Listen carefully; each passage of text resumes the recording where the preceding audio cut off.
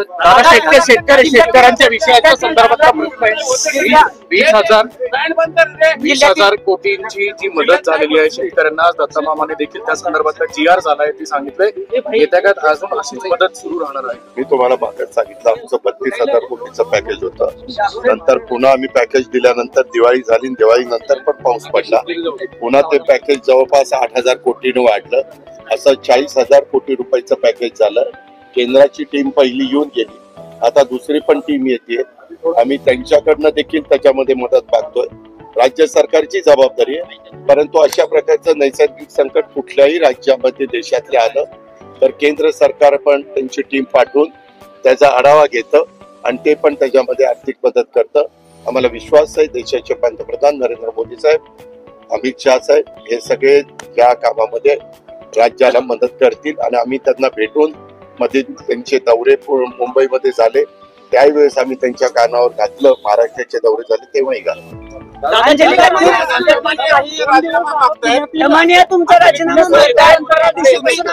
पदावर असाल तर निपक्षपाती चौकशी होणार नाही, तुम्ही राजीनामा द्यावा. माझ्या सद्विवेक बुद्धीला स्मरून मला जे योग्य वाटेल ते मी करीन.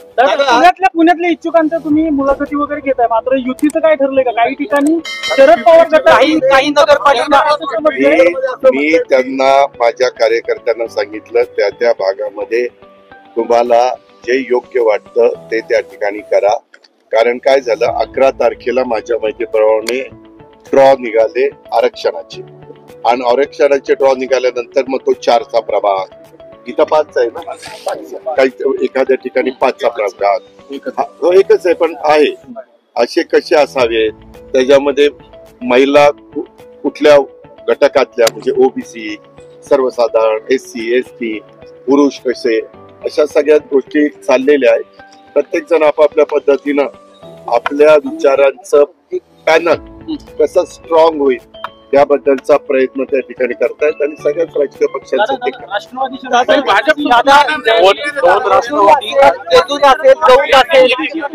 त्या संदर्भामध्ये मी त्यांना सांगितलेलं आहे. आज मला सुभाष जगताप पण भेटले, आज मला सुनील टिंगरे पण भेटले, मला चेतन तुपेजी भेटले, दत्ता धनकवडीजी भेटले, सगळे अनेक मान्यवर, माजी नगरसेवक पण भेटले आणि हे आमचे सहकारी पण भेटले. त्यांना मी सांगितलं की तुम्ही चाचपणी करा, मी परत 2 दिवसांनी येतो आणि त्या पद्धतीने, कारण अजून पुण्यातल्या म्हणजे महानगरपालिकेच्या निवडणुकीचा कार्यक्रम काहीच झालेला नाहीये. त्याच्यावर काय काय होतंय, कसं होतंय, 9 वर्षांनी निवडणुका लागल्या, जे एक प्यायचं जवळपास तिची संधी गेलेली आहे.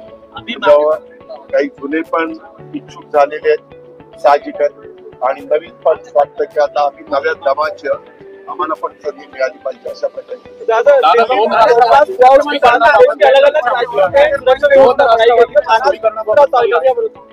बाबा मी तेच सांगतो का, आता प्रत्येक वेळेस आज आम्ही महायुतीच्या संदर्भात आमचं काम चाललेलं आहे, परंतु आता साधारण नगरपालिका नगरपंचायतीच्या निवडणुकीमध्ये कुठल्या शहरामध्ये काय काय घडतंय हे साधारण अंदाज त्या ठिकाणी येईल. तो अंदाज आल्यानंतर पुढच्या गोष्टी त्या ठिकाणी एकत्र लढायचे, कारण ज्या पद्धतीने हालचाली होत आहेत पिंपरी चिंचवडमध्ये तुमचेच पदाधिकारी सांगतात की दादा साहेबांचं बोलणं सुरू का. वेगवेगळे कार्यकर्ते वेगवेगळी भूमिका मांडतात. आता त्यांना जे त्यांच्या मनात येतं ते बोलून दाखवतात. तुमच्या मनात, आमच्या मनामध्ये पहिल्यांदा मी माझ्या पिंपरी चिंचवड पुणे सगळ्या भागातल्या माझ्या सहकाऱ्यांना सांगितलं तुम्ही चाचपणी करा, चाचपणी करून समोर कसं काय काय घडतंय त्या पद्धतीनं. नवीन घडामोडी पाहण्यासाठी आजच आम्ही मुंबईकर 24 तासला लाईक करा, सबस्क्राईब करा आणि अपडेट रहा.